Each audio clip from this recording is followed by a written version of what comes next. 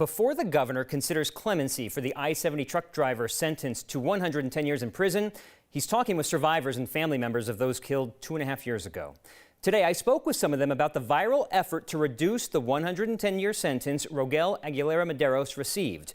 They agree 110 years is too severe. They also agree the court should consider what happens next.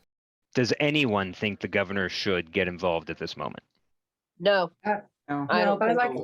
No, but maybe he needs to hear from us. Leslie Maddox Ross is a survivor of the 2019 I-70 crash that resulted in a 110-year sentence for Rogel Aguilera Mederos, a sentence that now has the attention of Democratic Governor Jared Polis, who can consider clemency, a reduced sentence. He met with some of these same survivors and family members this afternoon. But I hope he's not doing the due diligence to say, well, I listened to the victims, but I'm listening to my political pressure and social media more. For him to jump into the fray while the court system is still handling it is inappropriate and premature. Dwayne Bailey lost his brother William in the crash. He listened to the evidence during the trial and wants the people signing petitions based on celebrity posts to know this case was more than a simple accident. I will summarize as briefly as I can. The defendant misled and misrepresented himself on his application to the company. All day long, he was seen driving above the speed limit. His brakes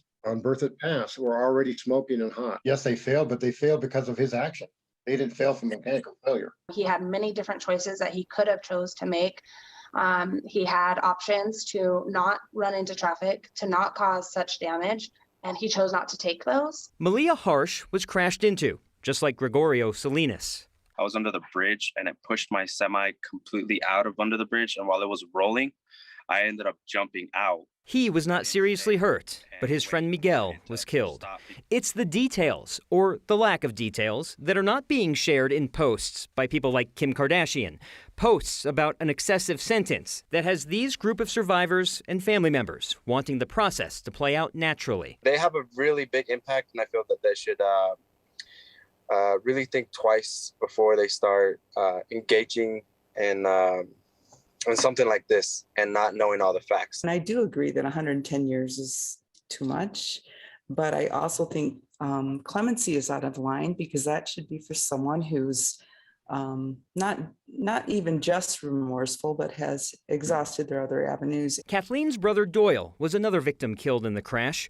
A crash that will end up back in court on Monday, as a judge considers the timing of a sentence modification hearing to be set at a later date. The governor, however, could act sooner. Is everyone's consensus that 110 is too much? Yes. Yeah, I believe it is. And I think that the governor should just stay out of it. Just a short time ago, Democratic Jefferson County District Attorney Alexis King put out a news release saying at Monday's court hearing, she will ask the judge to consider a 20 to 30-year prison sentence. I talked again with one of the survivors of the crash who met with the governor before that news release from the DA. She told me her impression of the meeting is that the governor will still consider clemency and perhaps not let this play out in court. Several of you have emailed us and reached out on Twitter asking about the company Aguilera Mederos worked for and whether that trucking company was being held accountable.